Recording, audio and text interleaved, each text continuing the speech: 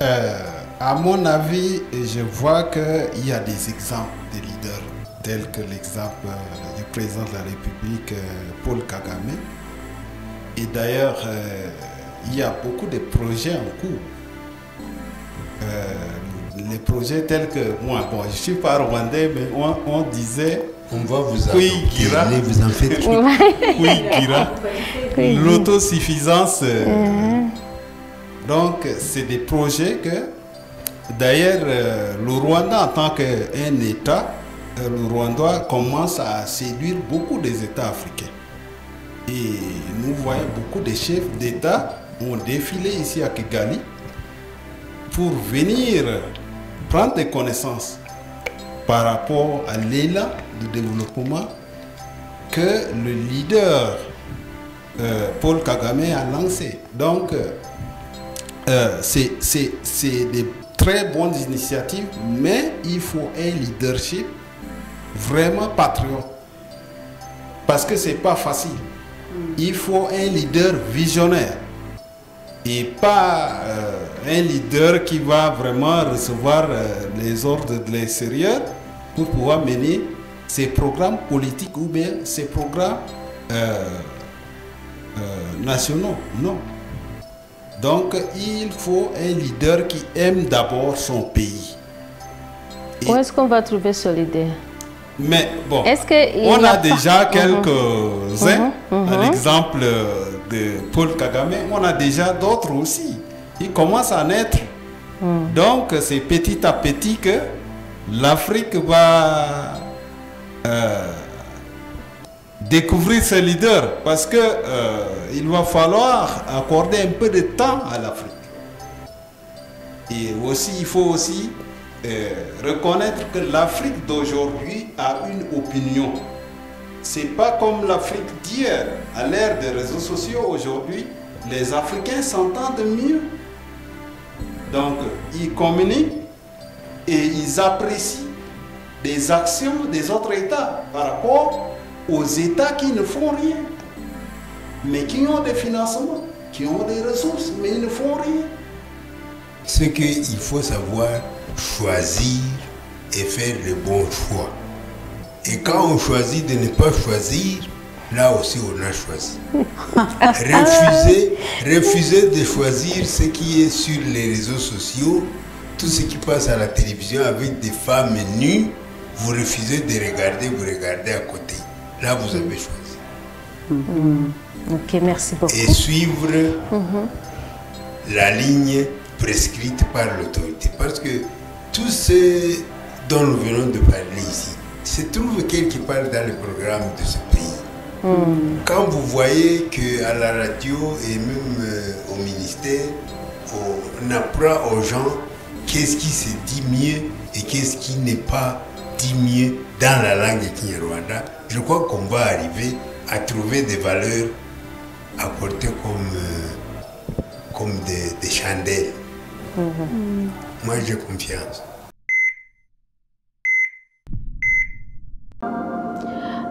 Mesdames et messieurs, bonsoir. Bienvenue à cette émission Leadership d'Impact. C'est une émission que vous recevez tous les mardis à 19h15. Nous traitons des sujets liés à l'Afrique en général, des sujets ayant trait à la vie des Africains et au leadership en général. Ce soir, nous allons parler d'un sujet que nous avons choisi parce que c'est un sujet de débat. Certains même pensent que la pauvreté, le sujet que nous allons traiter ce soir, c'est une maladie. Oui. D'autres disent que non, c'est plutôt une maladie parce que c'est beaucoup plus mental que physique. Donc ce soir, nous allons, Jen, parler de comment stopper ou éradiquer la pauvreté en Afrique. Est-il possible de vraiment dire que l'Afrique peut un jour se décharger de cette pauvreté qui continue d'affecter ou de toucher la plupart des citoyens africains? Les études montrent que surtout la Banque mondiale a publié des études qui ont montré que 2 sur 5 Africains ne savent pas encore lire et écrire.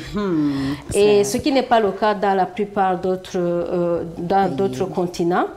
Et on dit que l'Afrique est pauvre alors qu'elle est aussi la source ou le berceau ou l'origine même ou le réservoir des ressources naturelles. Tout cela, ça nous amène à penser et à discuter ce soir de ce sujet en se demandant si c'est possible de mettre fin à la pauvreté en Afrique ou si c'est un rêve. Oui, vous vous souvenez, Solange, il y a une émission que nous avions faite sur l'image de l'Afrique et quand on voit l'image de l'Afrique dans le monde, on ne voit que la pauvreté. Donc, on s'imagine qu'en Afrique, je crois que même les gens qui sont sur d'autres continents, qui ne sont jamais arrivés en Afrique, ils pensent qu'en Afrique, donc c'est la pauvreté, c'est l'image qu'ils reçoivent de l'Afrique. C'est donc de ça qu'on va parler pour voir si vraiment il y a des moyens d'éradiquer cette pauvreté ou si ça va rester comme ça, s'il y a quelque chose à faire de la part des leaders d'Afrique, de la part de la population en général.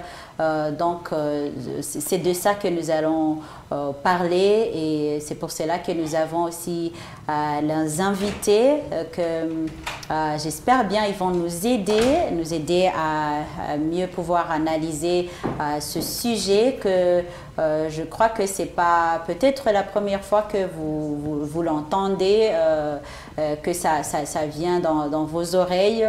Vous avez vu comment il y a un problème de l'immigration, des Africains qui vont ailleurs pour voir où il y a l'herbe pourrait être un peu plus verte, donc ils croient que peut-être que c'est ça la voie de chercher la solution qu'ils ont trouvée, ou peut-être que ça peut changer, ou peut-être que... Donc on va voir quelle voie, quel chemin on peut suivre pour trouver la solution à ce problème.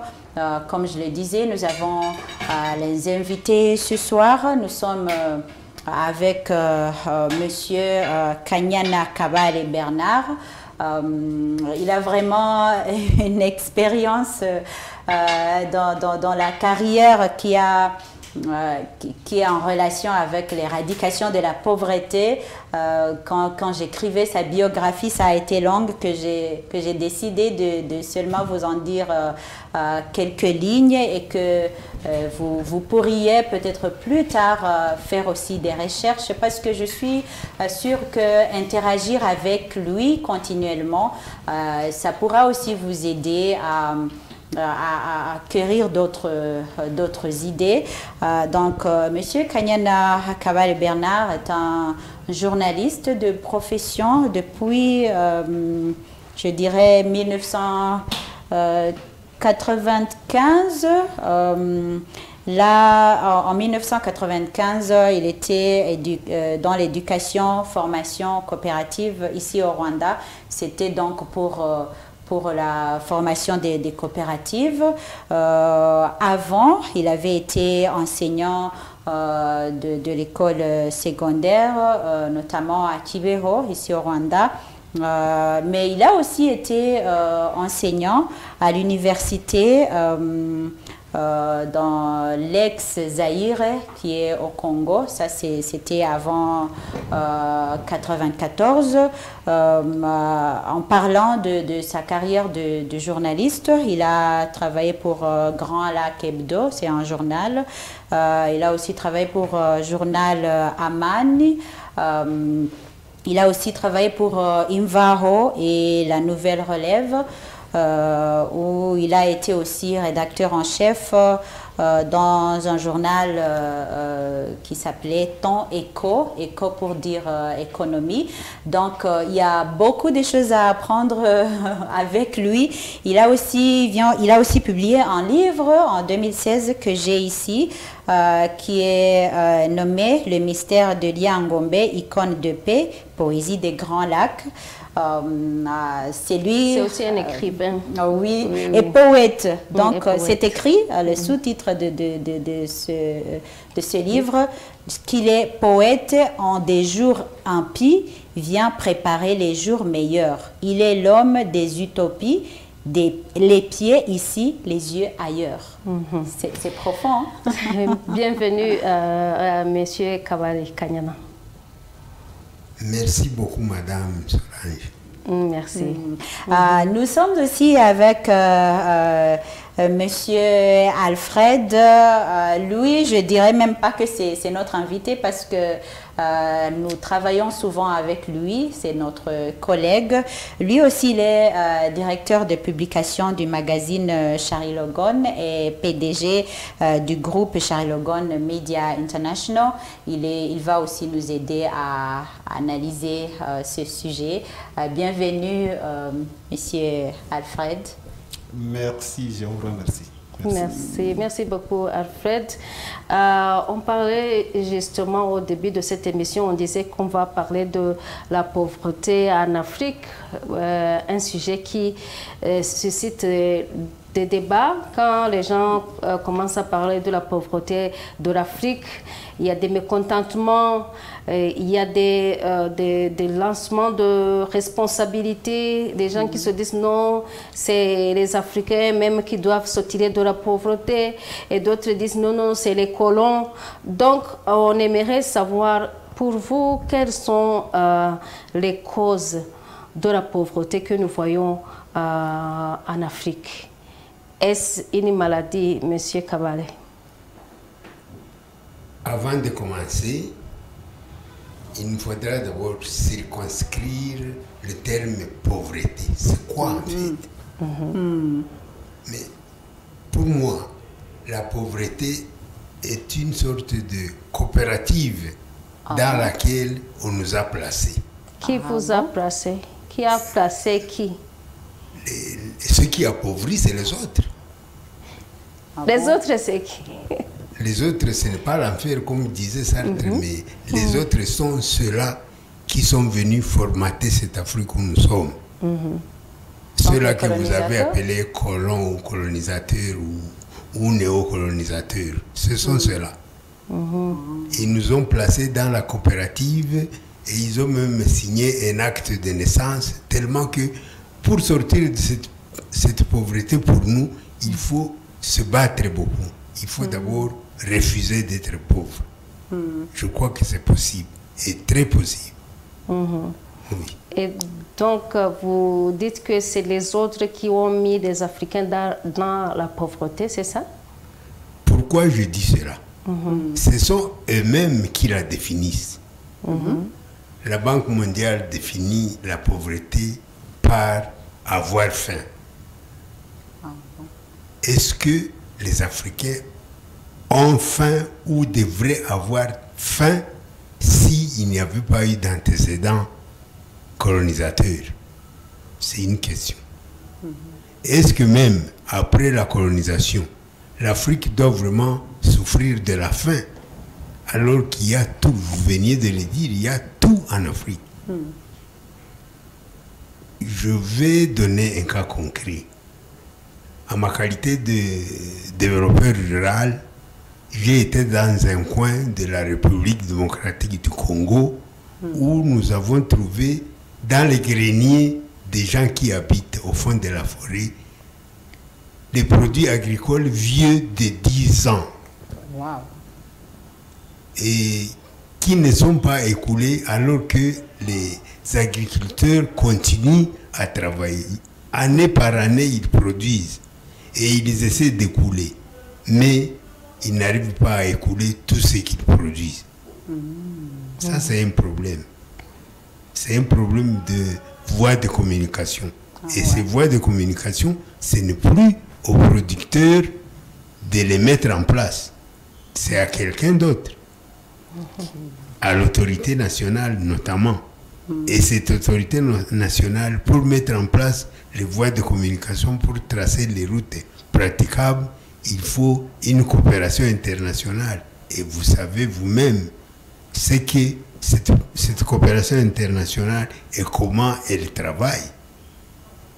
Nous avons des difficultés à arracher des projets de construction des routes, notamment auprès des spécialistes chinois ou européens.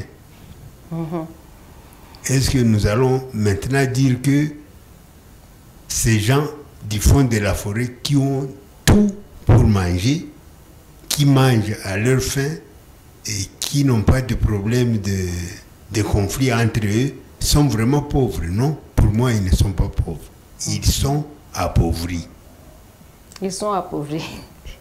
Qu'est-ce que vous en pensez, M. Alfred? Merci de m'avoir donné la parole. Qu'est-ce qui appauvrit les Africains? Ce sont les Africains même ou les autres? Bon, ce qui appauvrit les Africains, d'abord, on peut essayer de voir l'histoire de l'Afrique.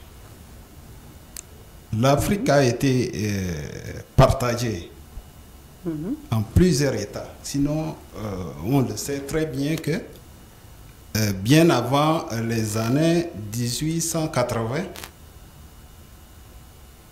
l'Afrique n'était pas partagée.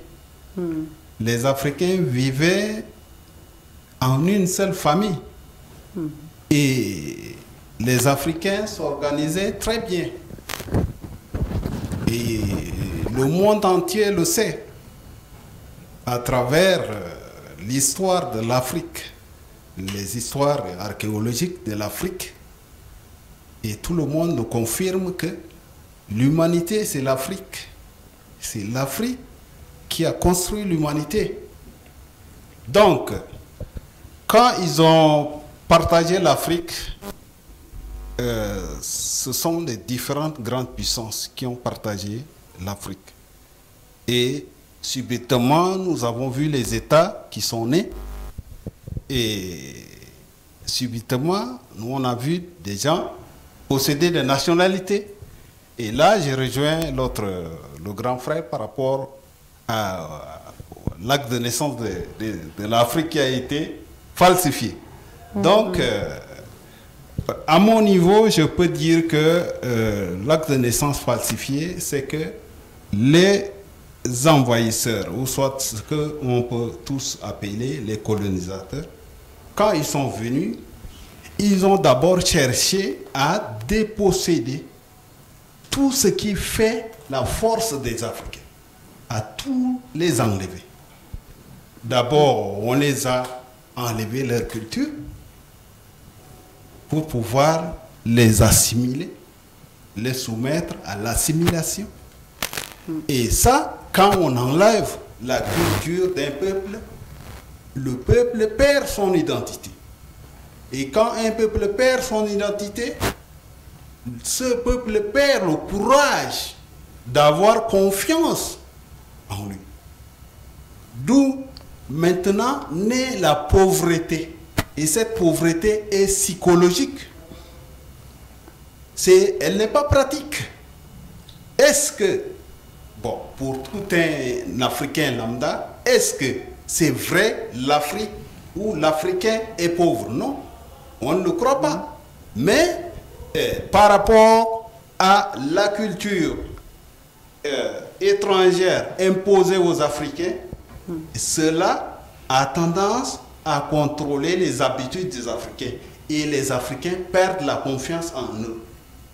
Et ça a une force sur le quotidien de tous les jours des Africains. Voilà, c'est ça ce que moi je peux dire. Oh, mais vous avez mentionné du partage là où sont nés les pays en 1880, oui. Mais moi, je suis venue à me demander, est-ce que avant que les colonisateurs ne viennent, les Africains étaient-ils riches? Mais bien sûr, on peut revoir les années de l'Égypte pharaonique, l'histoire, l'Égypte antique. L'Égypte fait l'histoire. Donc on sait très bien que l'Égypte kamite, l'Égypte des Africains, ont tout créé, ont tout développé. Ok, c'est-à-dire que si les Africains étaient riches avant les colons, Oui. qu'est-ce qui les a empêchés de continuer d'être riches même après? Puisque nous comptons plus de 50 ans 50 années d'indépendance. Oui. Si les colonisateurs sont partis, pourquoi les Africains n'ont pas pensé à retourner à la situation de départ pour se dire, voilà comment on était avant, on doit retourner là-bas pour qu'on puisse bien démarrer ou bien progresser. Pourquoi? Bon, je peux dire ici, l'Afrique a été envahie et agressée vers le XIIe siècle. L'Afrique a été envahie par les Européens. Et bien avant les Européens, les Arabes. Et quand ils sont venus en Afrique, c'est pas pour venir aider l'Afrique. Ils sont venus piller l'Afrique de toutes ses richesses.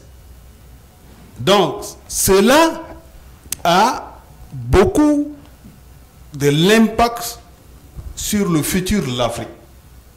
Même après la Première et Seconde Guerre mondiale, les années 45, cela a eu beaucoup de l'impact. Et avec les années 60, quand les États européens ont donné les indépendances aux États africains, ils ont déjà pris de l'avance. Parce que leurs ancêtres avaient déjà massacré les Africains. Ils ont pillé, ils ont pris de l'avantage. Donc, ce que les Africains doivent faire, c'est de faire un repédalage en arrière. Ils doivent aimer leur culture, assurer l'éducation à leurs enfants et organiser leur peuple. Et je dis ici organiser le peuple, pourquoi? Parce que un peuple qui n'est pas bien organisé est voué à l'échec. Je voulais poser la question à Kanyana à propos du rôle des Africains. Est-ce qu'ils sont les seuls, pourront éradiquer la pauvreté, les Africains, ou bien ils ont besoin encore d'une autre force extérieure qui va les aider à s'organiser comme Alfred vient de le dire? Qu'est-ce qu'il faut faire pour que les Africains eux-mêmes se prennent en charge? Je reviens un peu en arrière. Avant de combattre un ennemi, il faut d'abord l'identifier, le circonscrire et le connaître. Comme mon confrère vient de le dire, mon confrère Alfred, la pauvreté de l'Afrique, elle n'est pas une pauvreté venue de l'Afrique. Elle a été imposée à l'Afrique. Je l'ai même dit au début, elle a été inséminée dans les Africains. Et je veux vous démontrer, non pas par l'exemple de l'Égypte, mais l'exemple de ce pays où nous sommes. Historiquement, la société rwandaise était stratifiée en éleveurs, en agriculteurs et en artistes et chasseurs, n'est-ce pas? La société était harmonisée de telle façon que on pouvait partir d'un groupe vers un autre selon qu'on est convaincu qu'il faut quitter le groupe où on se trouve. Un éleveur pouvait devenir agriculteur et un agriculteur pouvait devenir éleveur. Même un chasseur, un potier, je ne veux pas revenir dans les terminologies d'appellation, il pouvait quitter le métier de potier et monter à l'agriculture, et de l'agriculture monter jusqu'à être éleveur. C'était possible. On désignait cela par Guhakwa. Guhakwa, c'est d'ailleurs vous-même qui nous parlez maintenant. Vous êtes vous êtes en train de boire quoi à Isango Star? Qui vous paye? Ah, d'accord. Votre Pour boss, changer c'est de Isango classe. Star. Isango Star. Alors, à partir de cette relation contractuelle, les gens pouvaient se départager la richesse. Et dernièrement, nous avons eu une soirée culturelle avec Inte Koiziri Kana à Kankigali. On a démontré que dans le temps, lorsqu'une femme avait un bébé, elle le mettait au dos. Après l'avoir nourri, elle lavait et puis elle prenait un pot de lait. Et elle marchait paisiblement, de sorte que même une mouche ne pouvait pas la toucher parce qu'elle était sacrée. Elle est mère de bébé. Et dès que le lait qui se trouvait dans le pot était épuisé le long du voyage, cette mère de famille était autorisée à passer chez le premier éleveur à côté pour faire encore de nouveau le plein de ce pot de lait pour que l'enfant ait quelque chose jusqu'au bout. Cette façon de faire est connue dans la culture de ce pays. Mais avec la venue de ces gens de l'Europe, avec leur capitalisme, maintenant, il n'est plus possible que moi, Kanyana, je passe près de chez Solange, à Yanone, même si on est en train de transvaser de l'Uruguagua, c'est pour vendre. Si je n'ai pas d'argent, je ne bois pas. Je vais continuer avec ma soif. Seulement en respect de la culture occidentale. Je vais revenir encore à un exemple. Il y a un chercheur nigérien qui a bien souligné que lorsque quelqu'un vous extrait de votre substrat culturel, il part avec. Vous oubliez le chemin qui rentre à la maison. Oubliez le chemin qui rentre à la maison, c'est-à-dire vous n'êtes plus vous qui habitez à cette maison là-bas. Vous devenez un oisif. Vous planez comme un papillon. Et jusqu'à quand? Indéfiniment. Juste... Oui, il y a quelque chose qui est venu dans ma tête quand vous avez parlé de cette histoire de comment les femmes partaient en voyage avec les enfants et comment elles pouvaient avoir accès au lait. Mais je me rappelle que pour le moment, nous sommes en train d'essayer de copier des pays développés, de leurs méthodes pour essayer d'éradiquer notre pauvreté, et notamment ce capitalisme que vous avez mentionné. Nous travaillons pour pouvoir être payés de l'argent, pour essayer de changer de classe sociale, pour essayer juste d'éradiquer quitter la pauvreté. Donc vous voulez dire que le capitalisme ne va pas nous aider à éradiquer cette pauvreté? Puisque non, chez eux, ils sont riches et ils sont capitalistes. Tout ce qui est dans ce monde pourrait servir, mais à une condition, savoir choisir qu'est-ce qui vous va mieux et qu'est-ce qui vous va moins. Et comme vous dites que désormais nous allons au travail, nous signons les contrats pour essayer de combattre la pauvreté, je vous signale qu'il y en a qui vont au travail pour aller s'y appauvrir davantage. Regardez autour de vous. Regardez autour de vous. Lorsque vous étiez agriculteur et que vous aviez 3 vaches et 3 hectares de terre, mais à un moment donné, à cause de l'idéologie de la recherche et de l'argent capitaliste, vous quittez votre travail, vous allez travailler pour quelqu'un qui vous paye ce qu'on appelle en Kinyarwanda inti chantikize, c'est-à-dire un salaire de misère. Ce même salaire de misère, vous pourriez le multiplier par 10 en travaillant dur chez vous. Mais comme vous avez abandonné votre moyen de production, alors vous allez endurer la pauvreté et vous allez mourir même pauvre tout en marchant sur la richesse. Ça veut dire qu'il n'y a pas de solution. La solution est là. Et- Je l'ai bien donné. Non. Refusons d'abord d'être pauvres. Comment?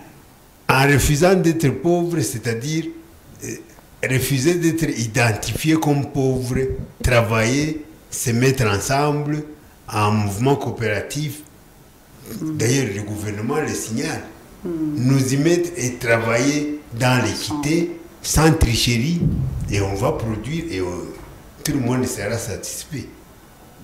Vous avez même oublié que le gouvernement de ce pays a lancé un programme dit Girinka, c'est-à-dire ayez la vache. Vous savez que ce seul programme suffit à aider les agriculteurs, les artistes et les éleveurs. Parce que la vache, avant même de produire un petit et de donner du lait, la vache produit la bouse pour la fertilisation. N'est-ce pas? Et si cette vache vieillissait même et qu'elle était abattue, même la peau de la vache pourrait produire des sacs, pourrait produire des vestes, pourrait produire beaucoup d'histoires. Même les sabots peuvent produire des pointes de chaussures. Mais nous, on copie toujours l'Occident. On attend qu'il y ait un expert en tannerie pour venir nous démontrer comment on tanne la peau. Alors que ça se trouve dans notre passé ancestral. Je me rappelle, ma propre mère pouvait tanner la peau de mouton avant de la rendre plus ou moins tissu et porter des bébés au dos. Moi, j'ai vu ça. Et pour tanner, elle utilisait des feuilles qu'elle allait chercher dans la brousse. Et elle était experte en tannerie. Mais aujourd'hui, il n'y a pas d'héritiers, ni d'héritières qui ont suivi ce métier de tannerie. On attend que la tannerie soit moderne, entre guillemets, c'est-à-dire à la mode européenne. Alors, ça nous ramène à ces projets de Made in Rwanda, des produits fabrication locale. Est-ce que vous croyez que ça peut nous donner l'espoir? Exactement. Made in Rwanda, c'est vraiment salutaire pour ce pays. Mais Made in Rwanda, que ça ne soit pas seulement cette chemise que je porte. Que ce soit même Made in Rwanda dans la pensée des gens, dans la façon de faire et dans la façon d'être. Monsieur Kanyana, ma question, ma préoccupation, c'est comment changer cette mentalité. Si les gens ont vécu comme ça pendant 50 ans ou même plus de générations, et comment changer cette façon de penser et se dire, voilà, aujourd'hui, en tant qu'Africain, on doit retourner en arrière, comme Alfred l'a dit.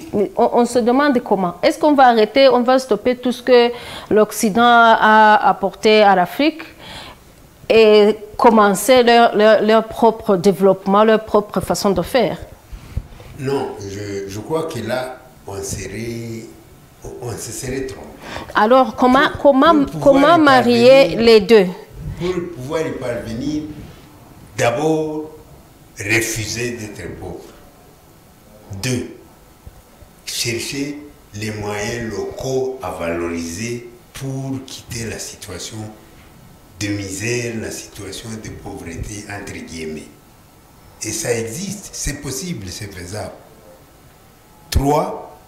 Il faut alors copier, même pas copier, essayer d'imiter les façons de faire pour qu'il y ait transaction entre les peuples voisins. Si nous, on produit les haricots, qu'il y ait transaction entre nous et ceux qui produisent la pomme de terre dans le nord. Si on produit les petits pois au sud, qu'on cherche comment faire les transactions avec les gens de l'Est qui produisent beaucoup plus de bananes. Transactions commerciales à l'exemple de l'Europe, mais sans copier l'Europe. Et dans ce pays, je crois que le processus a été lancé. Il est là. Mais il y reste à mobiliser presque la majorité des gens pour s'y impliquer et travailler de plein pied. Pas y aller de 2 pas en avant et 3 pas en avant et 2 pas en arrière. où il y allait de 4 pas en avant, 5 pas en arrière. Il y en a qui font ça. Qui font ça parce qu'ils cherchent leurs propres intérêts égoïstes. Cherchons d'abord à éradiquer la pauvreté nous imposer. Oui, chaque révolution est... Elle est procédurale, c'est un oui, processus. C'est un processus, mais elle est initiée par un petit groupe de gens. Alors, qui va maintenant initier ça? Mais il est là déjà, nous avons un éclaireur, le guide éclairé, pas celui du Congo, le guide éclairé de ce pays. Quand il parle, écoutez ce qu'il dit. Oui, je pose la question. Moi, j'ai toujours pensé que cet homme-là est providentiel. Oui, merci beaucoup. Je voulais poser la question à Alfred justement. Oui. Et lui, il vient du Tchad. Oui, je viens du Tchad. Et alors, il a parlé du leader rwandais. Est-ce qu'on a beaucoup de leaders africains qui veulent vraiment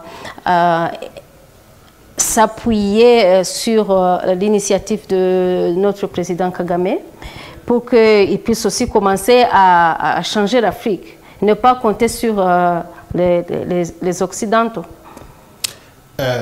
À mon avis, je vois qu'il y a des exemples de leaders, tels que l'exemple du président de la République, Paul Kagame. Et d'ailleurs, il y a beaucoup de projets en cours. Les projets tels que moi, bon, je ne suis pas rwandais, mais on disait... On va vous adopter, allez, vous en faites l'autosuffisance. Donc, c'est des projets que, d'ailleurs, le Rwanda, en tant qu'un État, le Rwanda commence à séduire beaucoup des États africains. Et nous voyons beaucoup de chefs d'État ont défilé ici à Kigali pour venir prendre des connaissances par rapport à l'élan de développement que le leader Paul Kagame a lancé. Donc, c'est des très bonnes initiatives, mais il faut un leadership vraiment patriote. Parce que ce n'est pas facile. Il faut un leader visionnaire et pas un leader qui va vraiment recevoir les ordres de l'extérieur pour pouvoir mener ses programmes politiques ou bien ses programmes nationaux. Non. Donc, il faut un leader qui aime d'abord son pays. Et où est-ce qu'on va trouver ce leader? Mais bon, on a déjà quelques-uns, à l'exemple de Paul Kagame, on a déjà d'autres aussi. Ils commencent à naître. Donc, c'est petit à petit que l'Afrique va découvrir ses leaders, parce que il va falloir accorder un peu de temps à l'Afrique.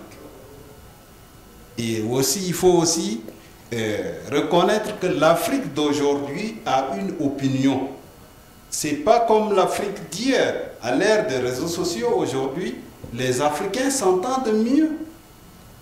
Donc, ils communiquent et ils apprécient des actions des autres États par rapport aux États qui ne font rien, mais qui ont des financements, qui ont des ressources, mais ils ne font rien. Vous voyez?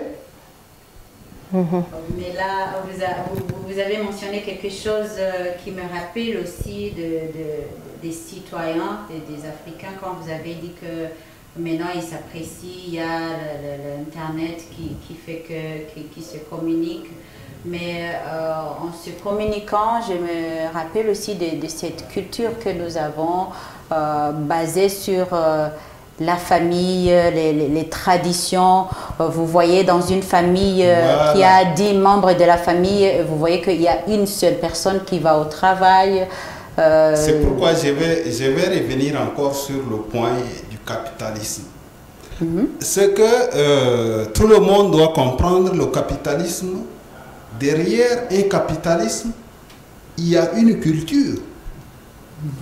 Et qui a créé le capitalisme? C'est le colon. Et la culture qui est derrière ce capitalisme, c'est une culture d'exploitation. Donc l'Africain qui vivait avec sa culture de social est en train d'être désocialisé par rapport à l'arrivée du capitalisme. Donc, pour que l'Afrique puisse se reconnaître riche et non pauvre, il va falloir être beaucoup plus social. Oui, il faut que les Africains soient des socialistes. Parce que le capitalisme que nous voyons, que le capitalisme qui a envahi l'Afrique, parce qu'aujourd'hui, vous allez voir dans une famille, il y a des gens qui travaillent, mais à cause du capitalisme, ils ne parviennent pas à aider les autres. Et avec ce capitalisme, d'où derrière, il y a une culture, cette culture du capitalisme, qui empêche l'Africain de se définir et d'aller travailler de ses propres forces. Je peux donner un exemple. Il y a beaucoup de diplômés sans emploi en Afrique. Mais ceux-là, ils veulent absolument aller travailler dans les bureaux. Parce que dès qu'ils étaient à l'école, on les a inculqués dans la tête que pour gagner sa vie, pour être riche, il faut aller travailler dans un bureau. Donc, ils sont là avec le diplôme, ils croient à leur diplôme, mais ils refusent d'aller travailler parce qu'ils se disent que non, je suis diplômé, tel travail, je ne peux pas le faire. Donc, c'est cette culture du capitalisme-là, cette culture d'exploitation que le colon, je peux le dire que c'est sous forme du logiciel que le colon a installé dans la tête des Africains. Et il faut le désinstaller. Mais là, il y a quelque chose que je ne comprends pas bien, qui est pour moi un peu comme une contradiction. Si vous parlez du communisme, donc des gens qui doivent aider les autres, disons l'exemple d'une famille. Oui. S'il y a quelqu'un qui va au bureau, qui peut travailler et qui a beaucoup des gens qui sont au chômage et qui ont leur diplôme, pourquoi ne pas les encourager à faire l'entrepreneuriat, à faire des petits projets pour qu'ils travaillent eux-mêmes? Pourquoi revenir à cet esprit de les aider? Est-ce que ça va... Parce que je ne sais pas si ça va les inciter à travailler. Le problème, c'est quoi? Quand on a un leader patriote, un leader, bon, je parle directement, je parle au président. Oui. Oui, quand on a un bon président, ce président se soucie de sa population. Et quand il se soucie de sa population, il établit un programme. Et à travers ce programme, son peuple va en profiter. Mais il y a une chose, il y a des guerres froides, il y a des guerres froides qui existent en Afrique. Il y a beaucoup d'organisations étrangères qui cherchent... Il y a aussi des guerres chaudes. Des guerres civiles. Et il y a froid des chaudes. Les guerres froides menées par les organisations pour déstabiliser les programmes politiques des chefs d'État. Parce que quand vous allez voir que quelque part, quand des populations sont en train de s'organiser, bon, on voit subitement que dans certains États, on les empêche de s'organiser. Et là, dans ce cas, moi je parle que ce pays-là n'a pas un bon leader. C'est un leader manipulé de l'extérieur. Ou soit un leader manipulé par les organisations étrangères sur son sol. Mais un bon leader, un leader qui aspire au développement de son pays, va toujours aider sa population à s'organiser. Oui. Du plus grand jusqu'au plus petit. Les gens seront mieux organisés. Quand les gens sont mieux organisés, les gens savent déjà où est-ce qu'ils vont et d'où ils viennent. D'où leur culture. Ils ne vont pas oublier leur culture du passé. Voilà. Merci beaucoup, Alfred. J'ai une question qui concerne la dépendance financière des pays africains vis-à-vis des donneurs, des bailleurs de fonds ou de la communauté internationale. Est-ce qu'on peut parler de la lutte contre la pauvreté en se basant sur ses propres ressources, alors que nous savons que chaque fois, si un enfant est à la maison, il dépend de ses parents. Ses parents sont eux qui donnent tout. Mais quand l'enfant est plus indépendant financièrement, il part pour se faire sa vie. Est-ce que ici c'est possible vraiment que les Africains eux-mêmes peuvent éradiquer la pauvreté alors qu'ils doivent dépendre, ils dépendent même financièrement de l'extérieur? Monsieur Kabale. Alfred, je peux répondre rapidement. Bon, ici, moi je peux dire que c'est possible. Les Africains peuvent être financièrement indépendants. Pourquoi j'explique? Parce que d'abord, il faut éradiquer la corruption.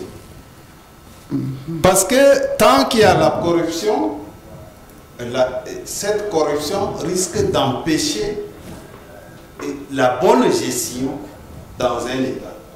Donc il faut que les États mettent des lois fortes pour brimer ceux qui sont à chaque fois apparaissent comme corrompus. Donc qu'ils soient jugés et condamnés par rapport à ça. Donc si nous luttons contre la corruption, nous pouvons déjà, même si dans un État, l'État n'a pas assez de moyens, avec le peu qu'ils ont et avec la bonne gestion, sans la corruption, l'Afrique peut s'en sortir. Et aussi, je peux l'ajouter aussi avec un esprit de socialisme. Déjà, c'est une source de force, déjà, du patriotisme pour aider l'État vraiment à être autonome, comme on le dit, financièrement. Oui. Alors, pour reprendre la parole qui m'avait été donnée, je m'excuse. Il n'y a pas de problème. On partage tout, sans être vraiment socialiste. Mais il faut plutôt qu'on soit socialisant pour ne pas s'attirer la foudre des capitalistes occidentaux. Appelons-nous socialisants, pas socialistes. Ils ont peur. Peut-être avant que vous nous répondiez, excusez-moi, j'aimerais rappeler à notre audience qu'ils peuvent participer à cette émission. Je m'excuse, M. Kabale, en appelant au numéro qui va défiler sur leur écran. Ils peuvent aussi nous écrire, réagir sur notre groupe, notre WhatsApp. Numéro WhatsApp qui va aussi circuler sur l'écran parce que nous aimerons aussi savoir ce que vous pensez. Vous pouvez aussi appeler ou envoyer un message sur WhatsApp et nous dire si vous croyez que l'Afrique va se défaire de cette pauvreté qui est là depuis des années et des années. Alors, M. Kabale, donc parlant de la dépendance financière des Africains. Merci madame. Nous avons des cas concrets.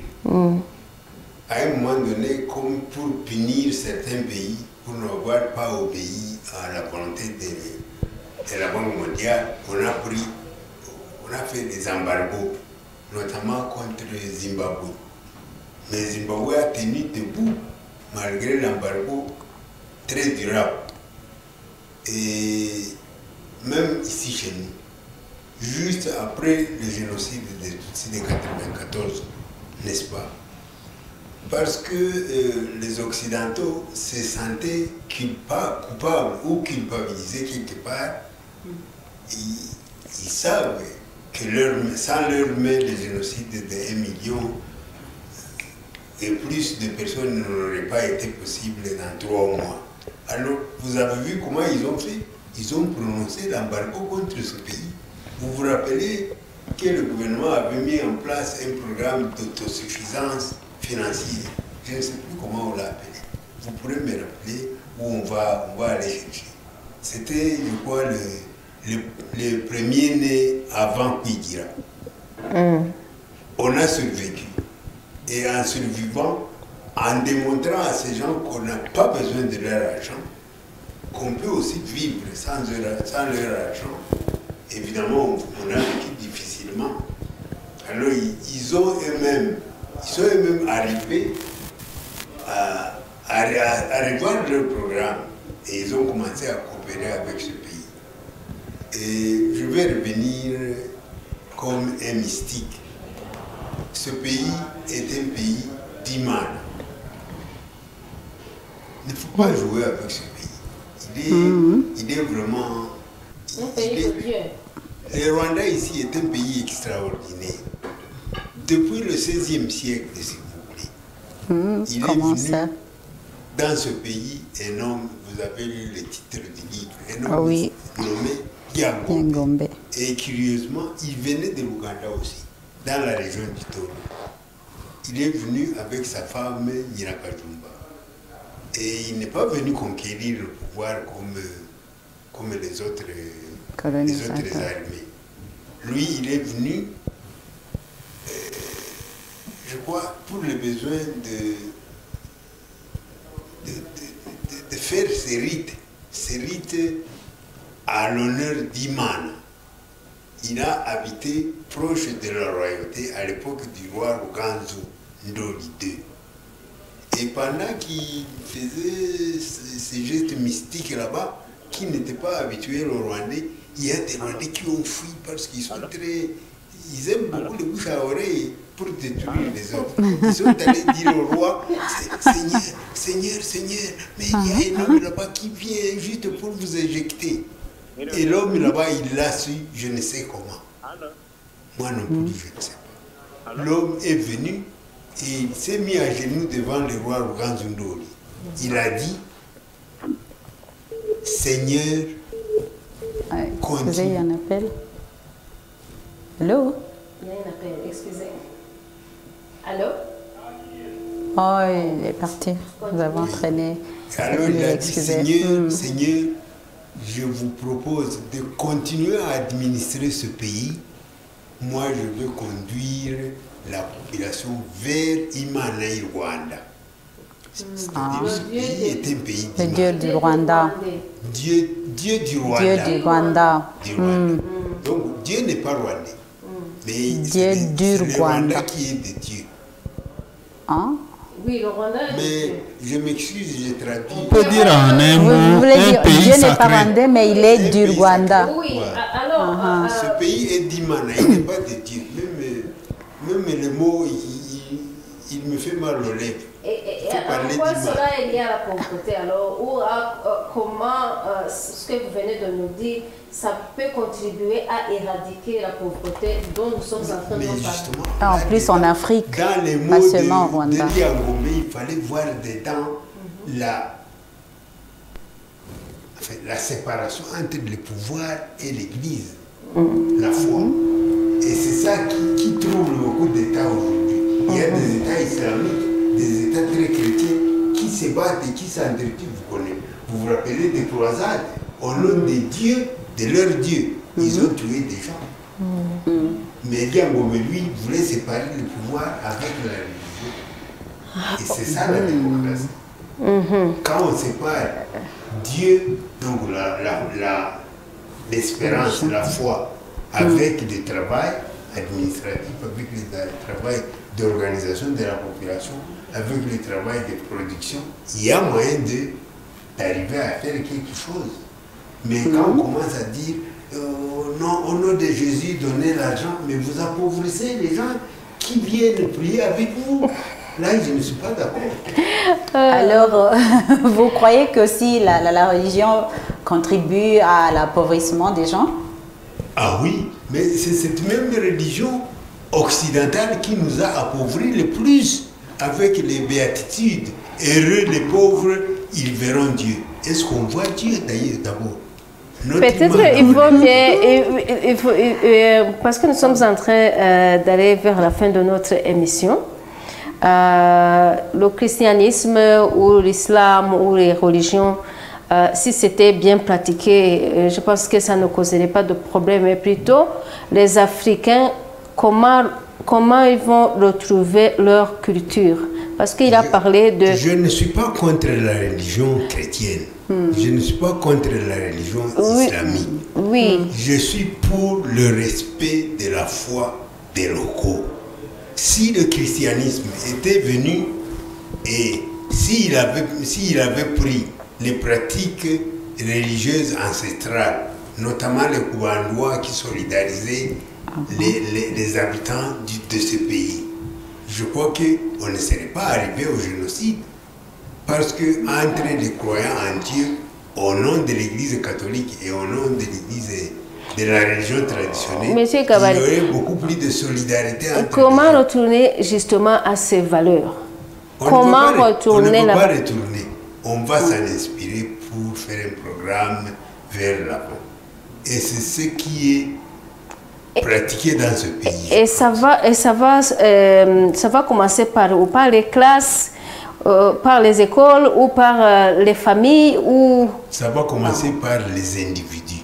Votre propre tête, la tête de votre compagne, la tête de mon confrère qu'on adopte comme Rwandais aujourd'hui. Nous sommes tous conscients que la religion occidentale nous a formatés, alors nous cherchons à la marier. Nous croyons en Dieu. Nous la marions avec une pratique ancestrale. Et pour cela, je vais revenir au concret. Dernièrement, quand on était à Kankigali, le ministre de Minubumwe, c'est-à-dire l'unité des Rwandais, il a bien souligné que nous devrions reprendre le Uterekera ancestral. Parce que le Uterekera n'est pas contre le progrès des Rwandais. Et même l'Église catholique, quand le prêtre est à l'autel, vous savez qu'il terekere lui aussi. Si on peut dire ça. Merci beaucoup, M. Kabali. D'ailleurs, il dit. Le temps n'est pas vraiment favorable et nous allons vers la fin. Les Rwandais vont continuer à se chercher et les Africains en général jusqu'à ce qu'ils se retrouvent. Quitte à ce qu'ils peuvent copier ce qui est copiable et laisser ce qui... Non, il ne faut pas copier. Regardez. Il ne faut pas Imiter. Copier-coller. Il faut chercher les bons, marier avec les bons que vous avez et vous laisser les mauvais que vous aviez et laisser les mauvais qu'on vous a amenés. Ok, merci Alfred. Puisqu'on on va jusqu'à la fin de notre émission, nous avons parlé justement de la culture des Africains. Et aujourd'hui, quand vous voyez les Africains et même les jeunes, surtout les jeunes gens, ils veulent plutôt imiter la culture occidentale.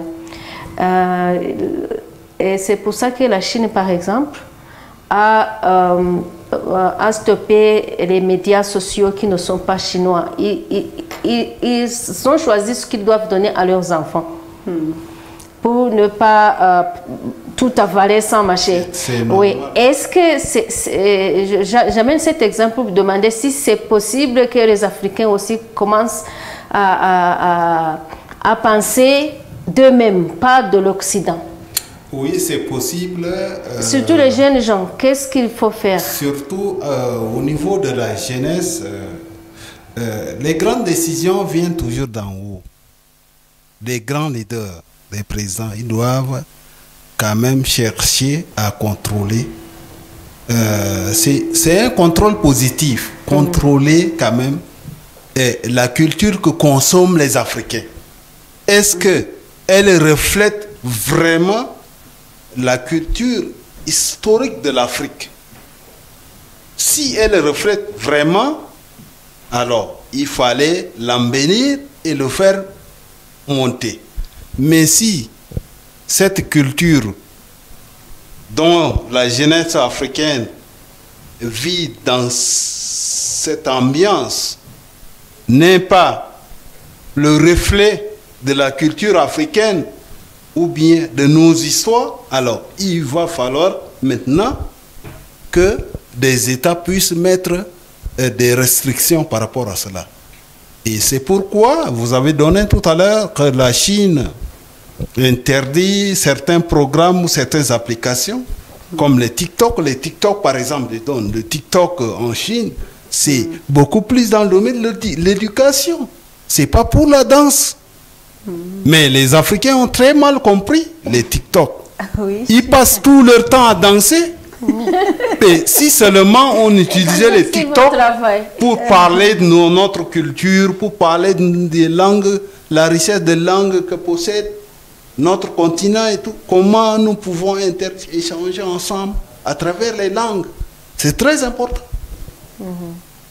Donc, c'est normal que les États doivent maintenant, et j'encourage certains leaders ou chefs d'État à contrôler culturellement ce que consomme leur jeunesse.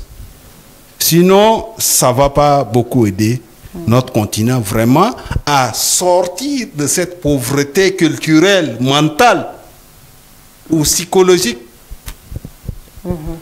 Voilà. Merci beaucoup, Alfred. Merci. On va à la fin de cette interview. Une autre question? Non, je veux dire que c'est pas facile de clôturer. Ça devenait de plus en plus intéressant. Mais j'aimerais aussi rappeler à notre audience que ils peuvent continuer, les débats peuvent continuer en ligne parce que cette émission passe sur différentes chaînes de YouTube. Donc, si vous voyez cette émission sur YouTube, vous pouvez toujours mettre les commentaires. Donc, les débats peuvent toujours continuer en ligne. Même sur notre page Leadership d'Impact, notre page Facebook, ils peuvent continuer à donner leur point de vue par rapport à la thématique d'aujourd'hui. Alors, parole de sage pour la fin. Qu'est-ce que vous avez à dire aux jeunes, Monsieur Kabale, je dirais un conseil de sage? Ce que j'ai toujours dit, c'est qu'il faut savoir choisir et faire le bon choix. Et quand on choisit de ne pas choisir, là aussi on a choisi. Refuser de choisir ce qui est sur les réseaux sociaux, tout ce qui passe à la télévision avec des femmes nues, vous refusez de regarder, vous regardez à côté. Là, vous avez choisi. Ok, merci beaucoup. Et suivre la ligne prescrite par l'autorité. Parce que tout ce dont nous venons de parler ici se trouve quelque part dans le programme de ce pays. Quand vous voyez qu'à la radio et même au ministère, on apprend aux gens qu'est-ce qui se dit mieux et qu'est-ce qui n'est pas dit mieux dans la langue Kinyarwanda, je crois qu'on va arriver à trouver des valeurs apportées comme des chandelles. Moi, j'ai confiance. Merci beaucoup. Vous êtes encore très jeune, vous verrez ça. Merci beaucoup. Ok, alors on clôture. Jen? Oui, on arrive déjà à la fin de cette émission. On profite pour vous rappeler que c'est chaque mardi sur Isango Star TV que vous pouvez suivre en direct chez vous. Mais aussi, cette émission est disponible en ligne, donc les débats continuent. Vous pouvez aussi nous proposer des sujets ou mettre des commentaires à votre point de vue sur ce même sujet. Donc, on dirait à mardi prochain. Merci beaucoup à nos invités. Merci à M. Kabale. Merci beaucoup de votre disponibilité. Je devais même acclamer, mais j'ai les mains liées. Ok, au revoir. On va se voir mardi. Ciao.